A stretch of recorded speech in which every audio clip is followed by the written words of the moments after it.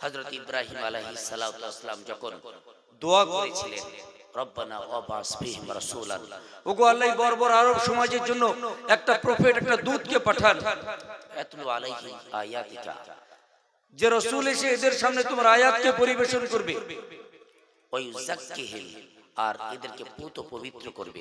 আরববাসীর একটা ডিম খাওয়াকে কেন্দ্র করে মারামারি করত, উটকে পানি খাওয়ার কেন্দ্র করে বংশ পরস্পর লড়াই করত, কন্যা সন্তানকে তারা জীবন্ত দরকার করত। সেই আরব সমাজের জন্য রাসূল পাঠানোর জন্য হযরত ইব্রাহিম আলাইহিস সালাম দোয়া করলেন। আর শেষে দুটো কথা বলেছিলেন, ওয়া ইউআল্লিমুহুমুল কিতাবা, সেই রাসূল এসে ধর্ম শিক্ষা দেবেন, রিলিজিয়াস এডুকেশন দেবেন, ওয়াল হিকমা, আর বিজ্ঞান শেখাবেন।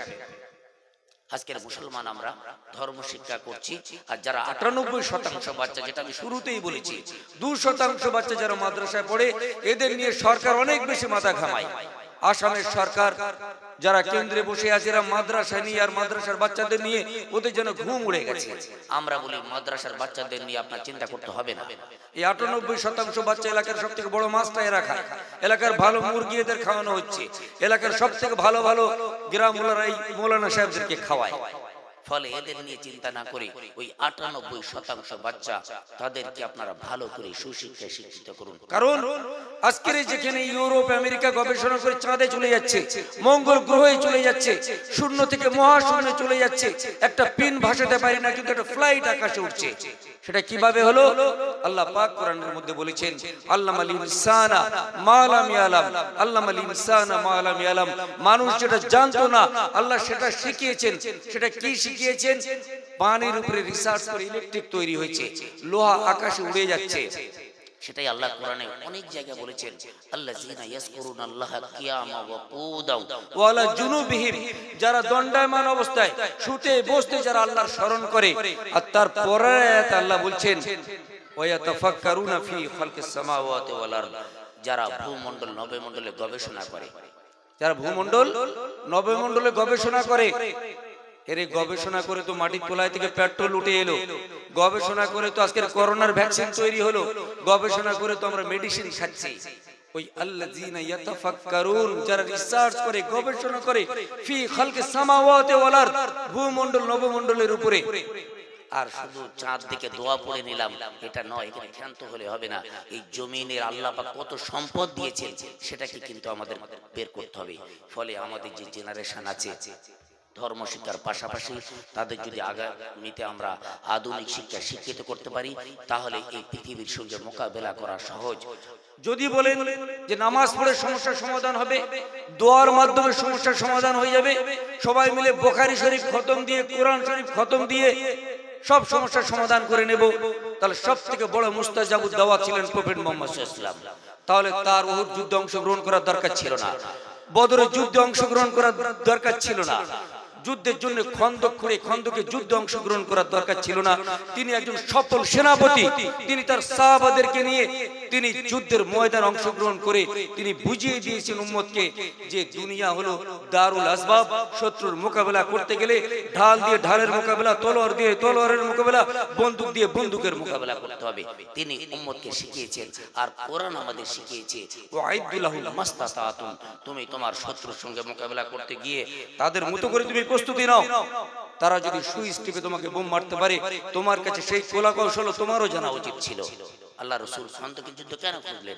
বাড়িতে বসে তো দোয়া করলে ফেরেশতারা হাজির হয়ে যেতে পারতেন। কিন্তু না, মনে রাখতে হবে আল্লাহ পাক কোরআন এবং হাদিস দিয়ে উম্মতকে সবকিছু শিখিয়েছেন। আমরা পিছিয়ে পড়েছি। এই ভারতবর্ষে কয়েকশো বছর রাজত্ব করেছেন আমাদের পূর্বপুরুষরা, মোগলরা, লোদিরা, ঘড়িরা, তাজমহল, লাল কেল্লা, আগ্রা ফোর্ট থেকে শুরু করে সব তাদের নিদর্শন। আর আমরা তাদের উত্তরসূরি। আজকে আমরা মার খেলাম। কোরআন শরীফ বলছে, মাফ করুন শেষ করে দেব। কোরআন শরীফ যেখানে বলছে ওয়ান্তুমুল আলাউনা ইন কুনতুম মুমিনিন, তোমরা যদি মুমিন হও তাহলে তোমরা পৃথিবীর শ্রেষ্ঠ আসন অধিকার করবে। বড় প্রশ্ন লাগে, আমরা কি মুমিন হতে পারলাম না? বার্মায় মায়ানমারে বুদ্ধিস্টরা মারলো, আফগানিস্তানে খ্রিস্টানরা মারলো, ভারতবর্ষে হিন্দুরা মারছে, ফিলিস্তিনে ইসরায়েলরা মারছে, ইহুদিরা মারছে, সারা পৃথিবীতে ইহুদি, খ্রিস্টান, হিন্দু, বুদ্ধিস্টরা আমাদের তো শুধু মেরেই গেল, আর আমরা মার খেলাম।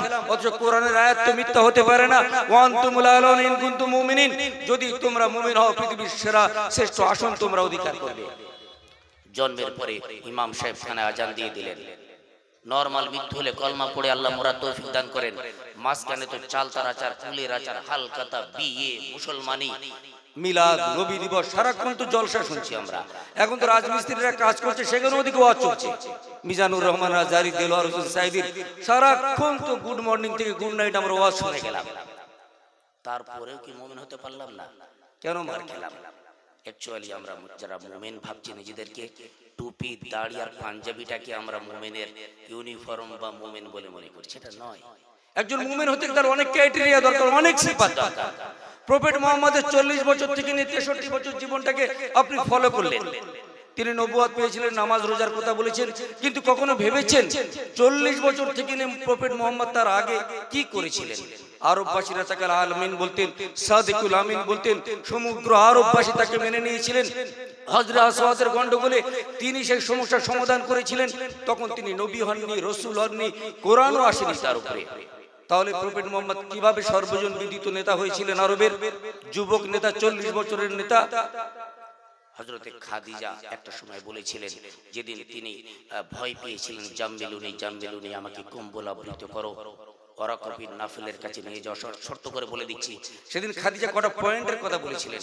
আপনি গৃহহীনদের গৃহের ব্যবস্থা করেন, বস্ত্রহীনদের বস্ত্র দান করেন, ক্ষুধার্তদের অন্ন দান করেন। আমি আশা রাখি উপরওয়ালা আল্লাহ আপনাকে কোনোদিন অনিষ্ট করবেন না।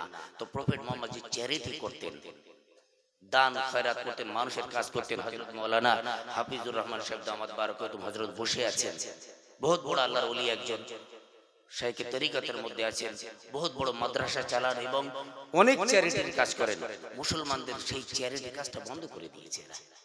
আমি 3-4 বার ওমরা করে আসলাম, প্রতিবেশীর কন্যার বিয়ে হয় না।